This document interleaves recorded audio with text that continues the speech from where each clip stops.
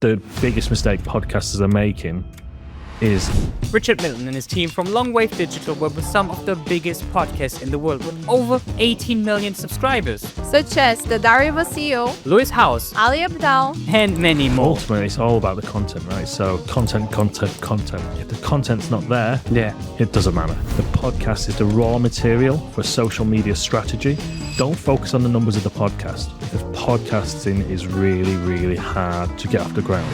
Today, he's revealing all the secrets he learned from working with those successful podcasts. He will teach us how to structure a podcast for maximum retention, Talks about the biggest mistakes even the top podcasters made. and which platform gives you maximum growth. If you want the data from the top podcasters, I have that for you. Ooh, spicy. I think a lot of people will be surprised by these numbers. I think they think that these top podcasters, their CTR is like 25% and that's why they're succeeding.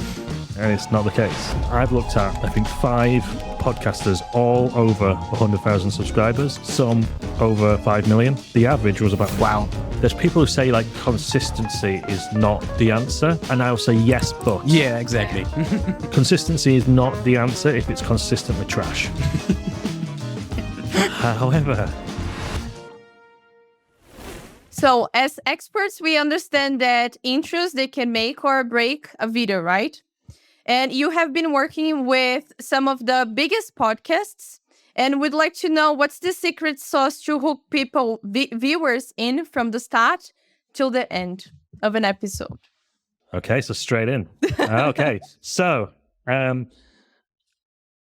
I think there's different ways of doing this. You know, you have people like Modern Wisdom, which is Chris Williamson, who doesn't have an intro. You have people like Rex Friedman, who has a little bit of an intro. So it's not something that you need to do 100%. But if you wanted to get new people in and wanted to make them stay, I think how I like to structure my intro with a hook is something like this. You want to tell the story of the podcast, but you don't want to give all the secrets away. So it's like your title and your thumbnail are going to say one thing. You also want the first bit of the content to kind of make people understand that, oh, what I've clicked on is actually going to be delivered in this podcast. And whatever tone you want to go with. So with things like Dive CEO, they go for a really dramatic tone. But you can also go with things like Colin Samir, what we do with Ali. Jay Klaus is another one where you're just providing the information and wanting people to click and stay on because the information is there. So for me, telling the story in a succinct way, not giving all the answers, start with a really hot clip. So the hottest clip you've got is a really good one to start with. You then want to finish. It's nice to finish on a cliffhanger, something that makes the audience want more. Then you might have another clip in between. So typically what we're doing a lot of, and this isn't universal for everyone, certain clients want certain things, is hot clip, a little bit of an intro from the host, another clip, then maybe the host comes on again telling the lessons learned, and then end with that cliffhanger to make the person want to stay and watch the rest of the podcast. Well, we have the whole structure already. What a great way to start. Yeah, I think I totally understand it. We had a talk with one of our guests as well about like why hooks are so important. It's because it's like, hey, if you want to watch a movie, it's the same thing almost with a podcast. So give them like a minute of a teaser so they know why they should stay, why they should care. I think that's the problem. Obviously, if you're as big as Chris Williamson, you might need so much anymore because you already have the social proof. But for us smaller people, normal people, I think we should try to always catch more new people. I just have a question about Ali Abdaal. How does he structure? Like, what is his workflow? So, for example, he's like, like you have the polished edits as we said, but then he's always in between saying, hey, I had this nice conversation with my good friend Cole.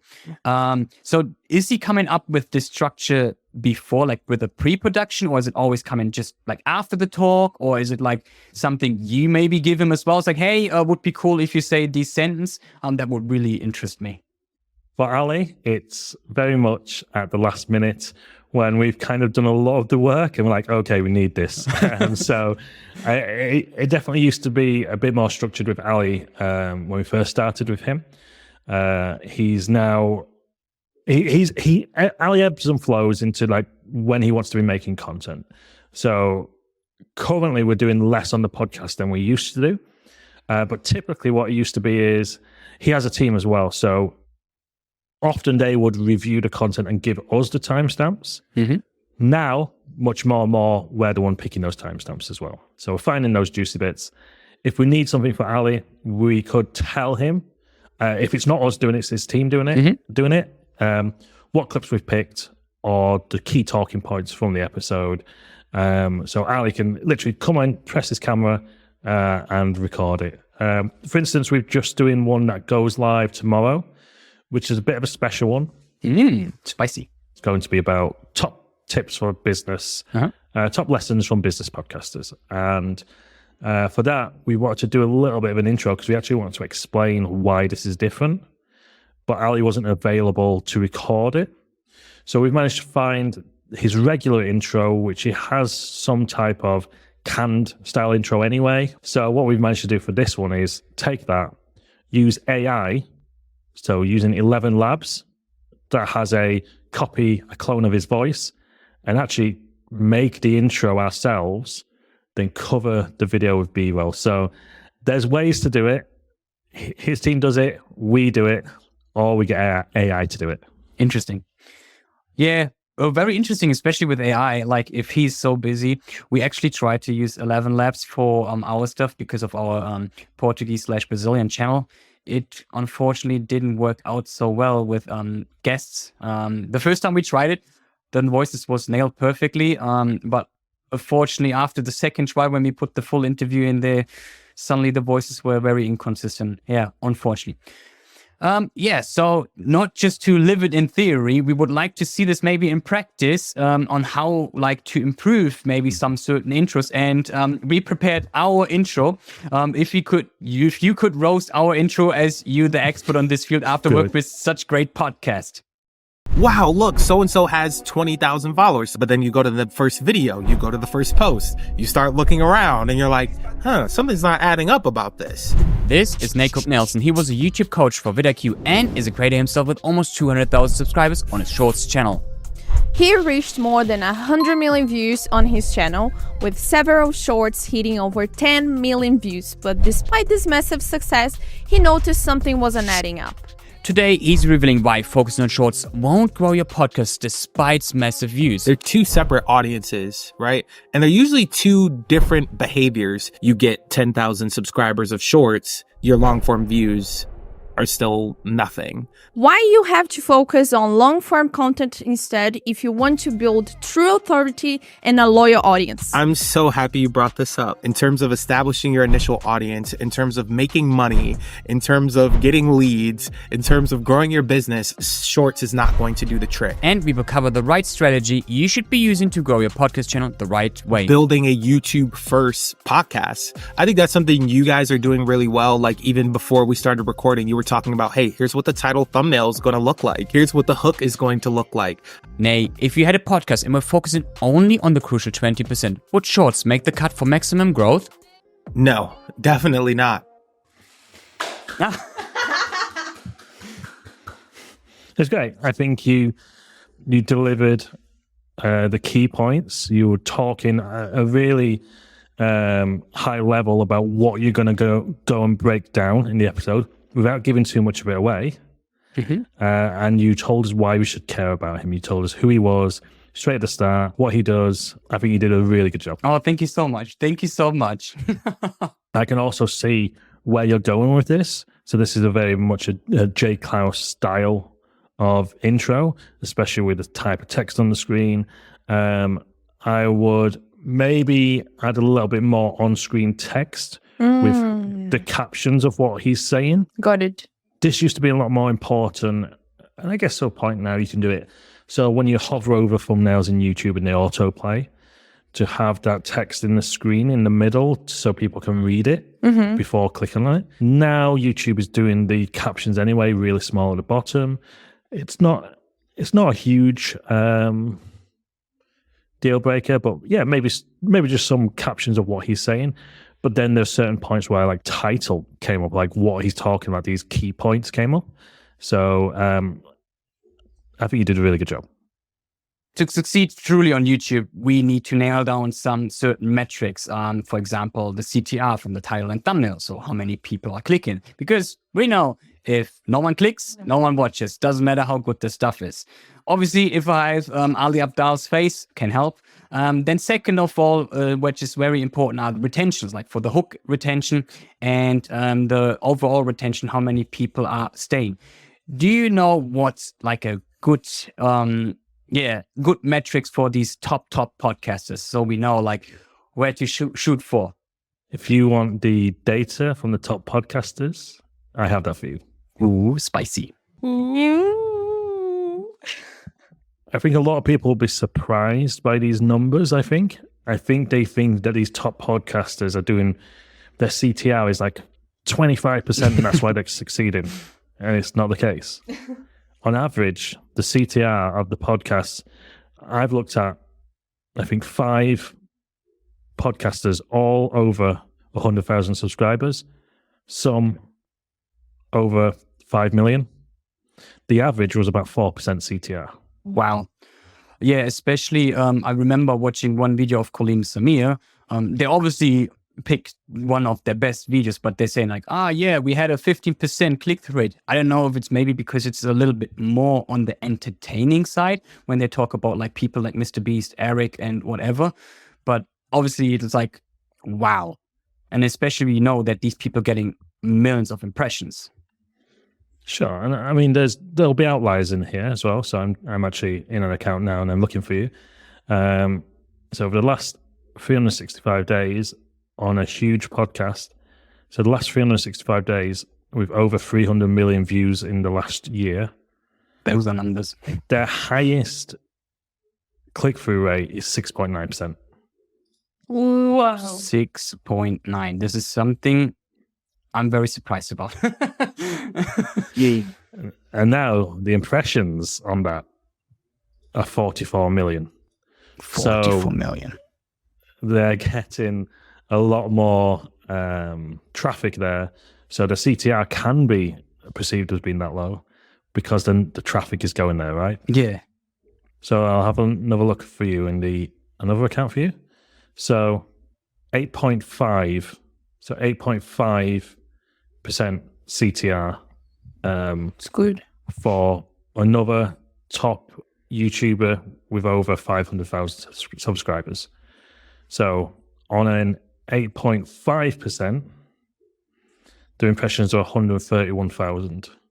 The views on that particular video are 16,000. So I think sometimes when you are such a big YouTuber anyway, the CTR doesn't have to be for everybody. You don't have to get all those clicks, but by the sheer amount of people you have subscribed to, in this sheer amount of impressions that are coming your way, you're going to get the views, right? So as you're working for all these people, it is how do you make the decision of what is getting cut and what not to really create something where people like keep watching, maybe even watching more, and so we know that certain things are getting cut off, and where do you keep like the balance to keep still the talk very authentic? Yeah, depends podcast to podcast as well. Mm-hmm. So there's some podcasts we do where it's very heavily edited and it's almost like a video where they're really trying to make it really succinct, get just all the value there, none of the fat. Now, this is quite a Jay Klaus attitude, I think. Mm-hmm. You see Jay Klaus is very tight. It's not as much conversation-based. Then you might have people like Ali is a prime example of this. Yeah. Much more conversational-based. So we're not going to cut as much of that out. We're going to cut out the things that we should be cutting out that might look bad on the guest. We may also cut out lots of hesitation parts between questions and answers. Mm-hmm. And also something just getting a little bit dull. We're going to cut that out. But then there's some podcasts where okay, they want to get straight into the question as well. So a lot of time you're going to introduce the guest, find out what they did, where they came from, how many kids they've got, how many dogs they've got. And I think this type of conversation is maybe much more okay for also bigger podcasters because they can get away with it, right? So they're the personality themselves. Yeah. Now, if you're a smaller podcast, you actually got to make it tighter. So I think on a newer podcast, when you don't have as much revenue and you don't have as much people helping you, actually they're probably the ones that actually need to cut a lot more stuff out to keep it tight, to keep the engagement up, as sad as that is. But ultimately, it's all about the content, right? So content. If the content's not there, Yeah. it doesn't matter. This is something we see quite a lot, right? Even small podcasts, especially here in Brazil, they tend to just handle the interview starting asking about the whole life of the person. Like really, the completely life. And then in the middle comes a bit of content, a little bit with some CTA. Yeah, but it is what most of the podcasts they do. And I agree 100% with you, Richard. If you are in the beginning, you really have to focus more on being strategic on how you're gonna structure the interview, the podcast, and try to avoid these questions in the beginning, right? The big ones have space for this already. I always say the big ones, they always have space to make mistakes, bigger mistakes. The big ones, they have. The small ones, no. They have to be strategic, 100%. And I think as well, it depends what you want out of your podcast, right? So we do these big creators, but we've also got a handful of clients who are B2B businesses. Mm-hmm. So we have clients who are waste management services. We have clients who are electronic infrastructure clients who they just want to talk about their industry. Now, they aren't going to get any views. These are not views on YouTube, like talking about how to get your trash cans, your bins collected. There's nobody, unless they're in the industry, and even people in the industry are not interested in the content, but they're doing it for a different reason. It doesn't always have to be about the views. Mm-hmm. For the content creators, it does have to be about the views because it has to be about monetization. It has to be about making money to continue what they love doing. But when it comes to B2B, what they're doing is creating themselves as an expert in the industry, giving themselves the ability to network, and having all those clips for social media so they can be seen as the expert and the go-to in the industry. It's always nice to have views, but people who collect waste are not going to get views. Views are not everything. Exactly. Right? So as we're talking about entrepreneurs, we know that not every entrepreneur has a big team to give support to help them, right? So what growth strategies that entrepreneurs, they can just replicate from the big ones without overwhelming themselves, if this is possible? I think especially at the start, quantity over quality. Now, if you can do quantity and quality, great. Mm-hmm. And the reason behind this is, and we've shown this multiple times with one client, and I'll send you guys the data on this, that when we stopped releasing one podcast a week and decided to release daily with clips, Mm-hmm. the views on his YouTube channel went exponential. So just from going to daily had a huge impact. Now, this podcaster stopped doing daily clips and it was okay. We didn't see too much difference, but slowly and surely it came down a little bit. Okay. Now, when he decided to go back daily on clips, we saw the same movement upwards. So you're just giving the viewer much more chance of seeing you. So this could be 5-10 minute clip of something from the podcast on YouTube as a normal aspect ratio clip. And it's just a 5-10 minute chunk. And these help people get into your content. People who might not know you or care so much about watching the 2-hour video. But for 5-10 minutes, they'll they'll give you a short, and they might have seen you on Instagram or TikTok or LinkedIn shorts, right? So I know people think that there's a growing trend of people saying that shorts don't mean views on your videos, but also it will build your audience on those platforms. So it'll build your audience on Instagram.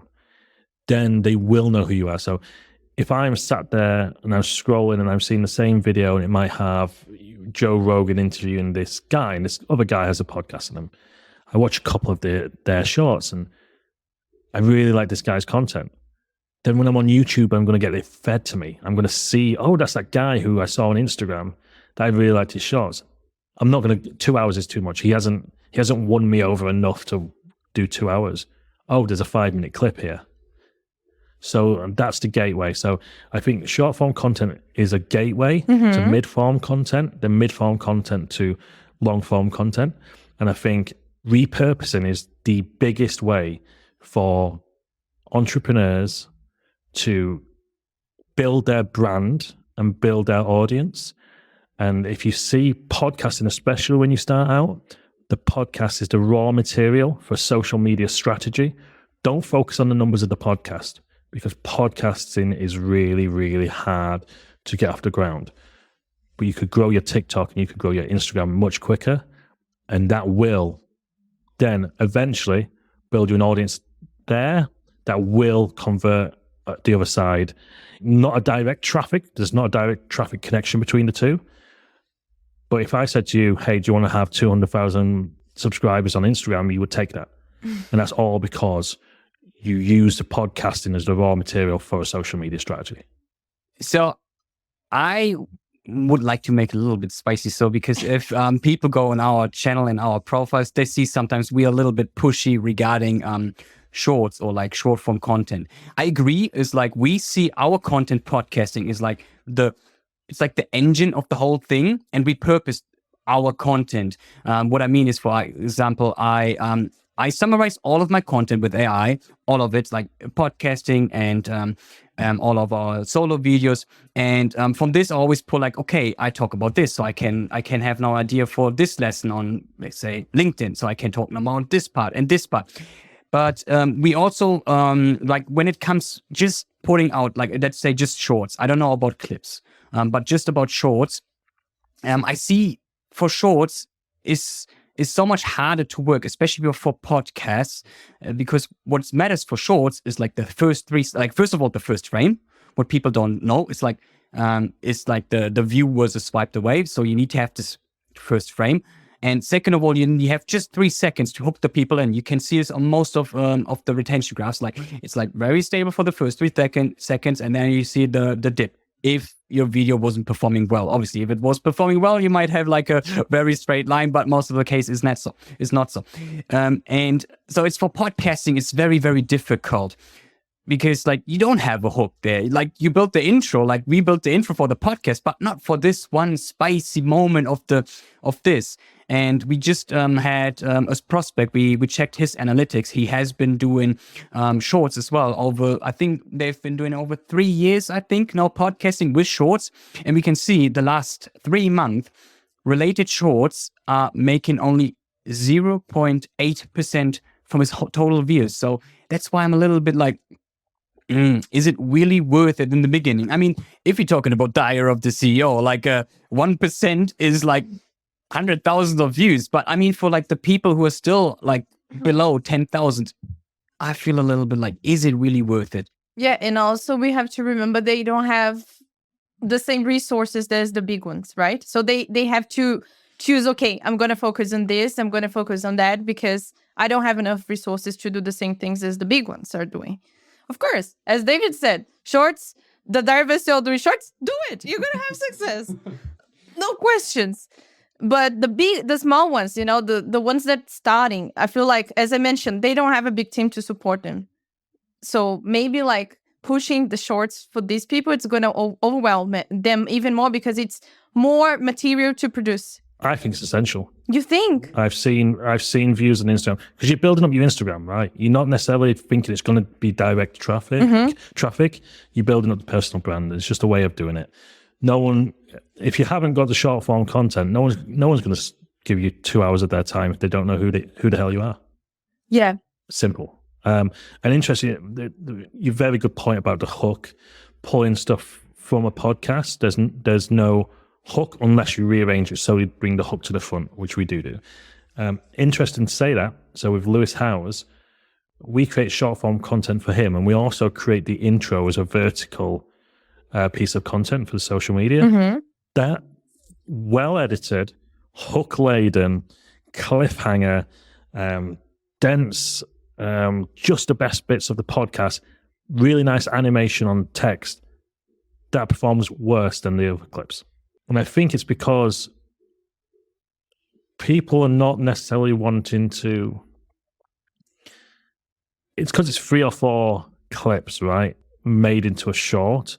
So it is a little bit of you're trying to tell the story to keep them engaged. But on Instagram, maybe it's like, okay, I just want the same topic from start to end, and I want to have the payoff, so the hook, and I want to then understand the full piece of content as a whole. I don't want it to go from here to here to here to here and different topics if I don't get the payoff. And where's the payoff? The payoff is in the full episode. Mm-hmm. So in that point of view, as a viewer of a short form piece of content, I'm not getting the payoff by watching that. However, a small snippet of a clip that maybe does have a hook, which is like, okay, me saying the biggest mistake podcasters are making is this, and I go in and tell you that's probably a really good shot, rather than the thing that has multiple short snippets bunched together. That makes actually sense that you're saying they don't have a payoff, so maybe that's why the intros are not performing so well.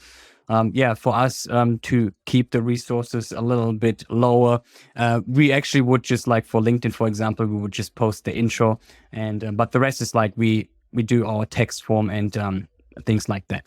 I would like to know, have you noticed, what have you noticed for the biggest common mistakes you see many podcasters make, from big to small?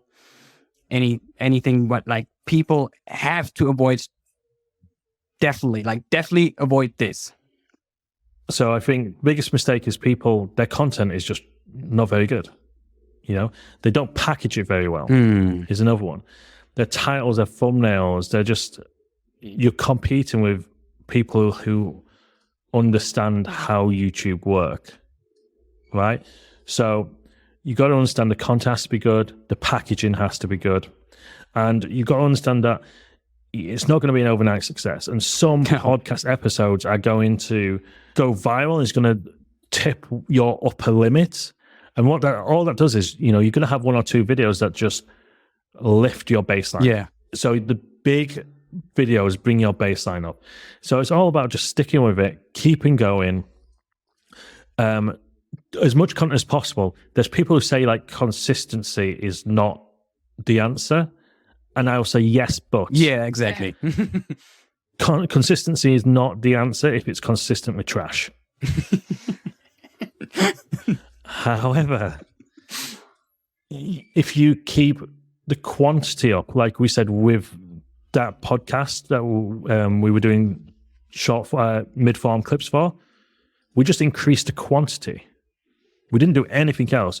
It wasn't necessarily a consistency thing. We just increased the quantity. It gives viewers more chances to see your content. It gives you more chances to create that thumbnail and that title that might hook a viewer. So quality content, quantity content, and just sticking with it, because this isn't going to be something that happens overnight.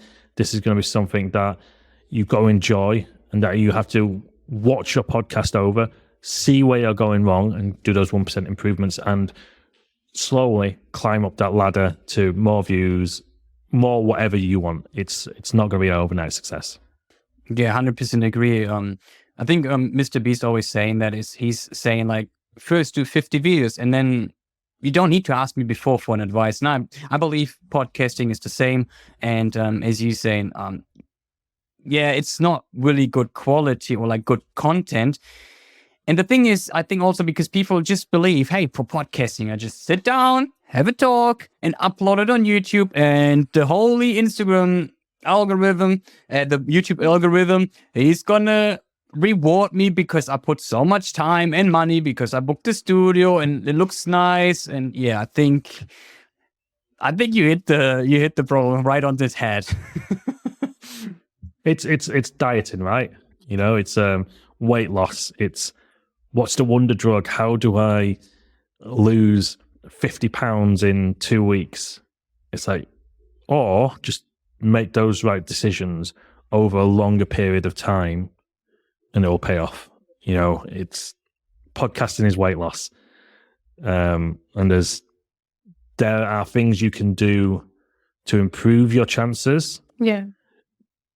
But there's very little other than great content and you learning how to present that great content. There's no shortcuts to that will get you 1 million views in the first 2 videos for sure. I'm curious now. What do you think about this podcast that niche the how can I say, like, very niche podcasts? What do you think about it? Because the ones that you have been working, they are more broad, right? The content they share. So what do you think about these ones? Because, for example, we have a very niche podcast. And what do you think about it? I think starting niche is the way to get a small but loyal audience. And until the audience grows, you can't go broad. Mm-hmm. So we do a bunch of health podcasts and they've just stuck in that lane. And again, talking about the same guy who did the podcast with the clips, he hasn't been doing it overnight. He's been doing it 10 years, I think now. Whoa. It's been 5 years on YouTube. Wow. You know, so he's built up a loyal audience of 300,000 on an English-speaking channel and 100,000 on a Spanish-speaking channel using AI to dub. Mm-hmm. And you just grow that audience in that niche. Now, if you're a personality already, then I think you can speak to more people and you can go broader. So Ali, interestingly, his content on YouTube, he had his YouTube channel, not his podcast channel.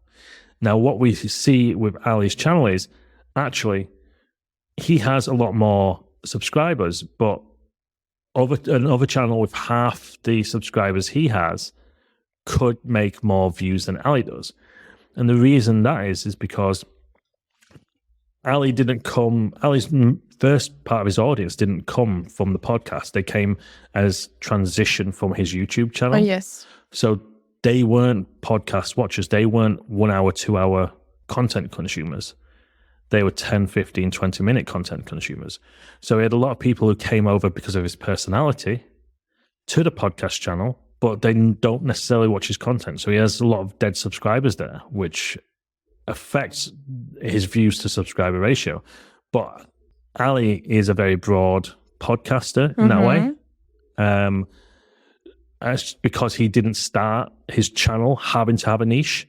He started his YouTube channel having a niche, and then he just brought his subscribers over. So he could afford to be much more broad. Yeah. But I think if you're starting out, you have to have that niche. And I think that's the only way you're going to grow, because you're going to find those people who are like, hey, these people have that really particularly one thing that I'm interested in. There's not many people doing that one very specific thing. I'm going to subscribe to those guys and I'm going to watch their content. Do you think, talking about this topic, do you think that when you go broad, you might gonna have problems with the audience you already got when you were very niche? Yeah, absolutely. So if I'm really into, say I create a channel and I've done a health video, and this health video has done 300,000 views, and I'm like, oh great, they love me. Then I make a video about AI, and I get 1,000 views. Like, for me, this is the Radiohead thing. Radiohead were great, but I loved Radiohead when I was a kid. And they brought OK Computer out in 1997, and it did really well. Then they released Kid A, and Kid A was so different to OK Computer, and I just lost interest. Oh, okay. It's the same thing. If you sold your fans one thing, then you've done another thing. It's like, okay, but I wasn't here for the new thing you've done. Mike Boyd has just addressed this in a video, and he used to create videos where he would learn skills in, day 1, hour 0. So he would try and learn these skills, making a Rubik's Cube. He would try to learn archery or something like this. Then he started doing lots of videos on rock climbing, and his channel became a bit of a rock climbing channel. And his views and his comments just went down. So, you know, if you are niche, then it's a certain type of person who will be there. And I think you have to have a lot of subscribers then to sustain that, because if you get a doctor on the podcast who's talking about menopause, the guy side of the audience is probably not going to watch that. So true. Amazing tip. We're going to follow for sure, right? Yeah. So now, what strategies help increase discoverability on platforms like YouTube, Spotify, and Apple Podcasts? This is again the conversation I had today. Oh, Perfect time. perfect so- time. But so just down the road from us, there's another podcast company, interestingly enough, and they do a lot of audio only. And I was talking to someone who used to work there, and I would not touch a podcast that didn't do video. And she was shocked when I said that. I was like, well, where's your discoverability coming from? Like Spotify, Apple Podcasts, they're audio only. So you've probably got your phone in your pocket and it's switched off, and you're out with the dog and you're walking the dog and you go into the shop and you listen to your podcast. Okay. Now, if I was on YouTube, I'm still predominantly a audio listener of podcasts, but discoverability happens through video. It's how I found about Colin Smear. It's how I found Ali. It's how I found Dive SEO, Joe Rogan. None of these things we discovered on audio. And it's just the way that YouTube is also set up. So you have your video here on the left-hand side, and down the right-hand side, you have all the suggested videos. So if, for instance, Joe Rogan interviewed Patrick Bet Davis, this is one I just saw earlier, and I've watched that episode. Now, on the right-hand side, a small YouTuber who maybe interviewed Patrick Bet Davis, he might be shown in this right-hand side. Now, if I've got my phone closed and I'm listening to it on YouTube, then I'm probably not going to see that in the same way that I'm not going to see it on Apple and Spotify. But YouTube gives me the ability to be connected to the bigger podcasts in a way of our guest is the same, or maybe the content's the same, right? Maybe it's a podcast about South Korean history and the fight, the clashes between North Korean and South Korean troops, right? Very niche podcast. But I get to tap into that with things like the featured feed and the YouTube algorithm as well. If I'm watching lots of content about North Korean podcasts, I'm going to see that on my home feed as well. So discoverability on YouTube is everything. And I'm not totally out when it comes to audio.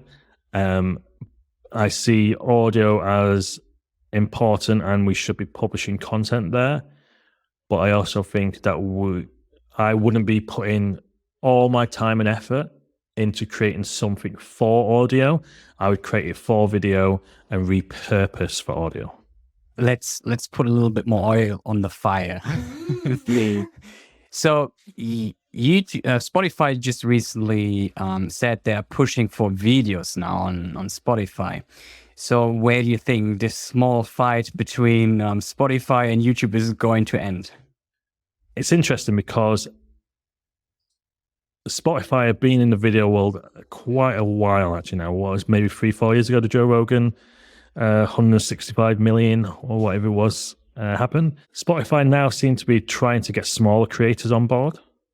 And the difference between YouTube and Spotify, from what I understand of what the CEO of Spotify has said, is that Spotify has always been good at suggesting content that they think you will like. So with their playlists, they think you like, right? So especially when it comes to music, if you like these artists, you'll probably like this artist. So it's going to suggest them. And I think it's to try and keep you on the platform that way. YouTube, I think, does it slightly different. So they will help smaller creators if there's some way they're connected and they think you would enjoy that content. So the wording was something like, was it Spotify was saying, we're going to serve you stuff that is familiar. So they might serve you content from the same creators that you enjoy watching, where YouTube will, I think, prioritize discoverability.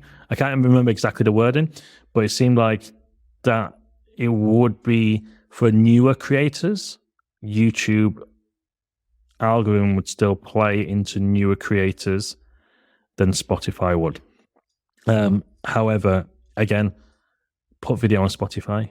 It's always going to drop down. It's always going to drop down to audio as a default. And I think Spotify for podcasters let you upload video, and I think Megaphone lets you upload video. And I think if you go with any of the other podcast hosts, they don't let you do video just yet. So, yeah, interesting. I was watching this Colleen and Samir video recently, and what was the biggest sentence for me was already in the intro when Colleen just said, like, YouTube became accidentally a podcast platform. And I think that's the big thing here, because people haven't noticed yet. I mean, many of these old school podcasters who are still fighting for audio, like, I'm not trying to bash these guys, but YouTube even hasn't started really pushing for podcasting. They just started last year, really, with saying like, hey, you have now a podcast option, which is simply just a playlist on YouTube. But what also many people say, I'm an audio only guy. Okay, do you know that there's YouTube Music as well, which is just the same thing? As I said, YouTube hasn't pushed it for this yet. And so, and as you say, like the discoverability, I think that's the biggest problem I have with Spotify. I don't think I haven't found a single podcast I like on Spotify. It either happened because I saw it on YouTube, because I watched maybe, let's say, a podcast, like a person I got to know this year was Daniel Priestley. And so I watched the first podcast. I was like, wow, I love this guy. Then I watched the second one because I was already sold on his content. And now every time he's jumping on a podcast, but I'm going to see podcast XYZ, and it's from Daniel Priestley, and I don't know this podcast. So I think that's the biggest problem on Spotify, the key person of influence. There we go, that's the guy. And yeah, I think Spotify, the biggest problem is going to stay just the discoverability, because like I found Diary of the CEO through word of mouth, but everything else probably I'm watching is just through YouTube. I think 99% of the podcasts I know I found on YouTube. Am I weird because of that? I don't even listen to podcasts on Spotify anymore. I just use YouTube. You have been working with the biggest podcasters nowadays, right? So what separates a good one from a great one? Time. Even now, we've seen so many improvements, those 1% improvements of people who have just been doing it more often. You would get people who don't know how to lead the conversation, or maybe they haven't researched. You know, some of these podcasters also have a big team helping them, right? So helping them research. But we also work with podcasters who are just one person. They're the host. They do the research themselves. They even want to pick the clips themselves. So, but it's very, very rare that someone you would just know are going to crush it straight away. So it's much more time in the game, learning the craft. And then also, if you have a real interest in it, you know, you're wanting to do the titles, you're wanting to do the thumbnails, you're wanting to learn this stuff. I think that's a real sweet spot for me, of people who are doing a really good job are the people who are the ones who are coming up with their own titles and thumbnails. Like, we can do their titles, thumbnails, and descriptions for them. But if they've got that interest, they're really connected to their content. They're the type of creators we see do well and also improve the fastest, are the people who are more connected to their content than people who just do their bit, then just let the editors, let the thumbnail guys do their thing. So the time in the game and just people who are really connected to the content and connected to the medium of podcasting as well. The famous learning by doing as well. Yeah, you've got to fail, you've got to suck, you've got to look back on those videos 2 years down the line and go, Jesus, that was terrible. Yeah, I recently mentioned this in one of the video from Monday. I actually mentioned that, like, for me, I'm a bit struggling right now because it's such a new thing, podcasting. But I know in 1 year, I'm going to look back and I'll just say, oh my goodness, I improved so much. And of course, every end of an episode, I kind of judge myself. I think, okay, I could have done better. I could have asked better. I could have put more thought into it. But at the same time, I try to think, okay, I'm learning by doing. I'm putting effort into it. In 1 year, I'm going to be 10 times better. I just need to keep pushing. I need to keep learning by my mistakes. And that's fine. That's okay. No one will be perfect. I'm pretty sure that Stephen Ballet was not perfect, right? He wasn't. He was not. Ali Abdaal, maybe a little bit because he came from the long form videos and then he went to the podcasting world. So he was a little bit better already. Yeah, but that's life. You learn by doing. And I mean, I guess it's the same with me now. Like, I don't do many podcasts. I think this is my second podcast ever that I've been on. So, and I think even as a guest on a podcast, you have to learn. You'd be like, oh, God, that took longer. I told these stories. I said, and yes, a lot. And we can tell people who've been on podcasts a lot. And then you can tell the guests who are new to podcasts. And it's just time in the game. So let's wrap it up with some 5 rapid questions. What is your favorite podcast, Richard? Oh, my favorite podcast, Colin and Samir right now, I think. They have a good vibe. They do. My favorite was Colin Samir, Diary of a CEO, and Ali Abdaal. So we managed to get 2 out of those 3. We're still working on Colin and Samir. Colin Samir, if you hear this. We never know. So, what is the greatest advice you can give to our audience? Watch your own content. Improve by seeing the mistakes you're making that you're not aware of while you're recording. And just start there. Yeah, watch your own content, especially at the start, and make the improvements. 100%. We actually had a client that didn't want to watch himself on camera. And we told him, you should watch yourself because you need to improve. You have space to improve. And if you don't want to look at yourself, we have a problem, right? So this is a really great advice. Yeah, you can give them that feedback. And you can be like, you'll learn slower, you'll get there slower. Because I can tell you're saying a lot, you're interrupting the guest a lot. I can tell you this. Mm-hmm. But also it hits a bit differently when you see that you're doing it. Who would you consider to be your biggest hero? My biggest hero is my wife, who is now blushing, who for sure has, my wife's dad. My wife now works in the business with us. And 2 years ago now, nearly, she wasn't doing what she was doing. And now she does a lot of the editing for the company as well.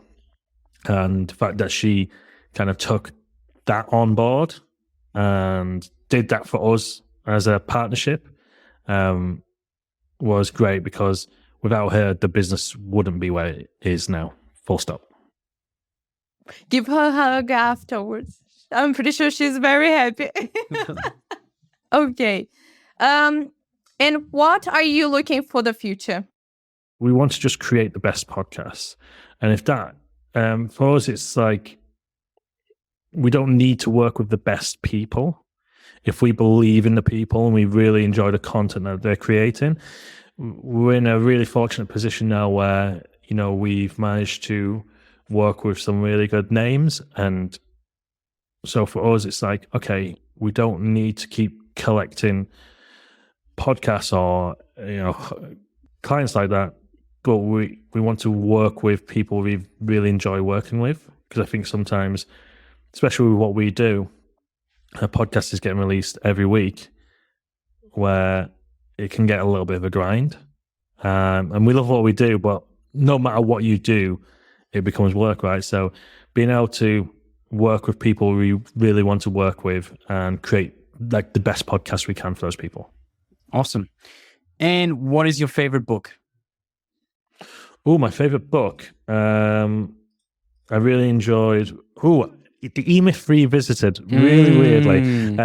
It used to be like the 4-hour work week. So this is like very business related, right? Yeah. And so the E-Myth Revisited is all about creating systems and being able to scale your business through those systems. So it was maybe just a time of life. I mean, also I pulled this down by accident earlier. Atomic Habits was really good.